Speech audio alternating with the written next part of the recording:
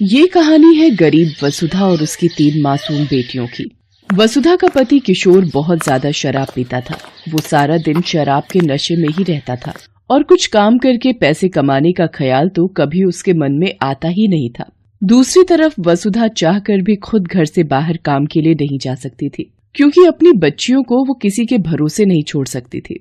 लेकिन बच्चियों का पेट भरने के लिए उसे कुछ तो करना ही था। इसके लिए वसुधा ने अपने घर के बाहर ही एक मूंगफली का ठेला लगाना शुरू कर दिया। मूंगफली, गर्मा गर्म मूंगफली ले लो, करारी मूंगफली। चल जल्दी से मूंगफली लेकर आ, आज मेरे दोस्त ने विलायती दी है, वो भी आने वाला है, दोनों साथ बैठकर पियेंगे हम। जा। कुछ तो शर्म करो, घर में 3 बच्चियां हैं और तुम शराब पियोगे उनके सामने। और एक बात सुन लो साफ साफ, ये मूंगफलियां बेचने के लिए है, ना कि शराब के साथ तुम्हारे चखने के लिए। अच्छा, तो मुझसे जुबान लड़ाती है तू? हैं? रुक, अभी बिकवाता हूँ तेरी मूंगफलियां, रुक। किशोर वसुधा का मूंगफली का ठेला पलट देता है, जिससे सारी मूंगफलियां जमीन पर गिर जाती हैं और ज्यादातर पास की नालियों में गिर जाती हैं। अब वो बेचने लायक बिल्कुल भी नहीं थी। ले, अब बेच। और सुन मेरी बात, तू और तेरी वो मनहूस बेटियां सबके सब निकलो मेरे घर से। तुम लोगों की कोई जरूरत नहीं है मेरे घर में। एक बेटा मांगा था, वो तो तू दे नहीं पाई। इन 3 मनहूसों को मर दिया मेरे सिर पर। सिर पर मर दिया? जरा ये बताओ, कौन सी जिम्मेदारी पूरी की है तुमने आज तक इनके पिता होने की? सारा दिन सिवाय शराब पीने के करते क्या हो तुम? मेरी बच्चियां भूखी प्यासी मेरी मदद करती हैं और तुम्हें तो हमारी मेहनत की भी कदर नहीं है। तुम भी अच्छे से सुन लो मेरी बात, तुम्हें जो करना है कर लो। मैं और मेरी बच्चियां इस घर को छोड़कर कहीं नहीं जाएंगी, क्योंकि इस घर को हम अपनी मेहनत से चलाते हैं, तुम नहीं। तेरी इतनी हिम्मत है, मुझसे जबान लड़ाएगी तू? आज तुझे जिंदा नहीं छोड़ूंगा मैं। किशोर वसुधा के बाल पकड़कर उसे घर के अंदर ले जाता है और फिर उसे बुरी तरह पीटने लगता है। तीनों बच्चियां ये सब देखकर सहम गई थी। सबसे बड़ी बेटी छाया ने किसी तरह हिम्मत करके अपने पिता को रोकने की कोशिश की। नहीं बाबा, मत मारो माँ को, ऐसा मत करो, छोड़ दो उन्हें। किशोर गुस्से में छाया को भी धक्का दे देता है, जिस वजह से छाया को सिर पर गहरी चोट लग जाती है। लेकिन फिर भी किशोर पर कोई फर्क नहीं पड़ा। उसका दोस्त बाहर आ चुका था और किशोर अपनी शराब की बोतल लेकर उसके साथ घर से बाहर जाने लगा। अरे आ गया दोस्त, चल यार बाहर ही चलकर पीते हैं। इन मनहूसों ने तो सारा मूड ही खराब कर दिया यार। अरे कहाँ जा रहे हो? छाया को कितनी चोट लगी है? मेरे साथ चलो, इसे डॉक्टर के पास लेकर जाना होगा। वसुधा की बात को अनसुना कर किशोर वहाँ से चला जाता है। छाया जमीन पर बेहोश पड़ी थी और दोनों छोटी बच्चियां विभा और दीक्षा बुरी तरह से रो रही थी।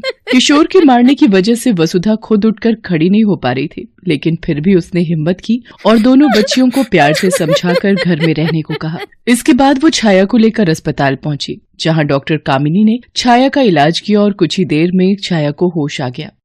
अब ये ठीक है, ये दवाइयाँ लिख दी हैं मैंने, बाहर मेडिकल से खरीद लो। और हाँ, इसे 1 हफ्ते तक हर रोज पट्टी बदलवाने के लिए लाना होगा। वसुधा डॉक्टर से दवाई की पर्ची लेकर उसे देखने लगती है। पर्ची देखते हुए उसकी आंखों से आंसू बह रहे थे।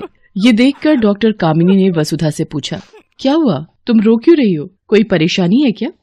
मैडम जी, मैं बहुत गरीब हूँ, 3 छोटी बच्चियां हैं मेरी, और मेरा पति सारा दिन शराब पी के पड़ा रहता है। मेरी बच्ची की इस हालत का जिम्मेदार भी वही है। मेरे पास बिल्कुल पैसे नहीं है। समझ नहीं आ रहा कि अपनी बच्ची के लिए ये दवाइयाँ कैसे खरीदूंगी।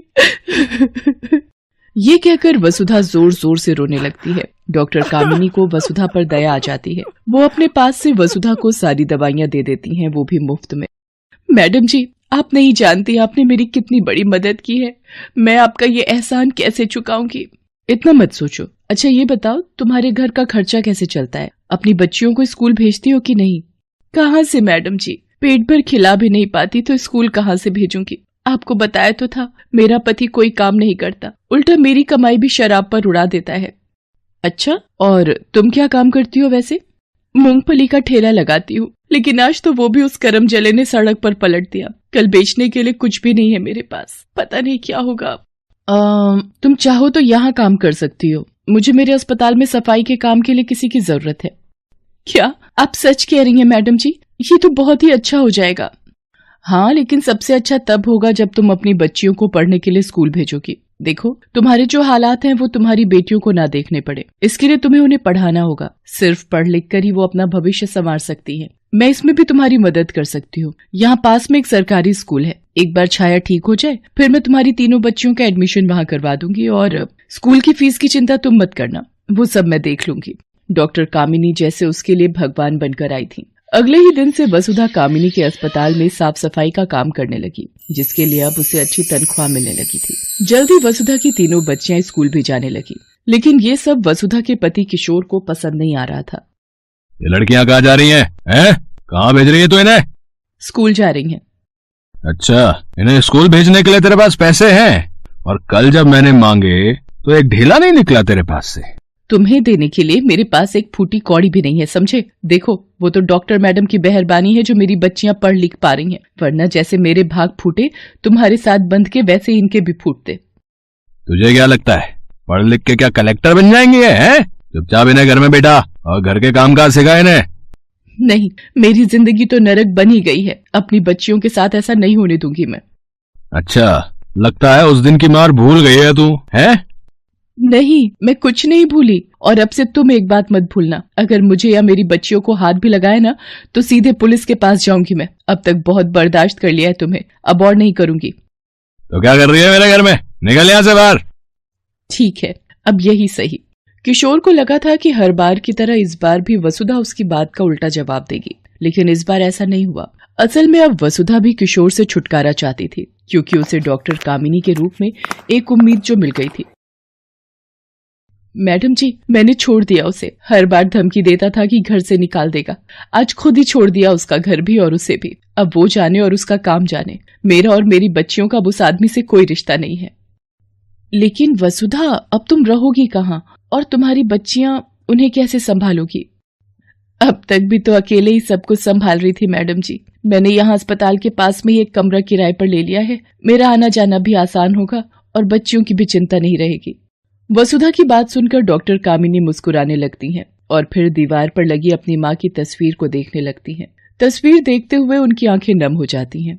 मैडम जी, क्या हुआ? आंख में कुछ चला गया क्या? नहीं, आज इतने सालों बाद अपनी माँ को देख लिया। लेकिन मैडम जी, आप तो उन्हें इस तस्वीर में हर रोज देखती हैं, मैंने देखा है, हर रोज आप उनकी तस्वीर के सामने हाथ जोड़ती हैं, उसके बाद ही आपका दिन शुरू होता है। नहीं, तस्वीर में नहीं, आज तुम में देख लिया मैंने उन्हें। वसुधा, आज जो तुमने अपनी बच्चियों के लिए किया है, कई साल पहले ठीक वैसा ही मेरी माँ ने मेरे लिए किया था। मैं जानती हूँ ये फैसला तुम्हारे लिए कितना मुश्किल रहा होगा।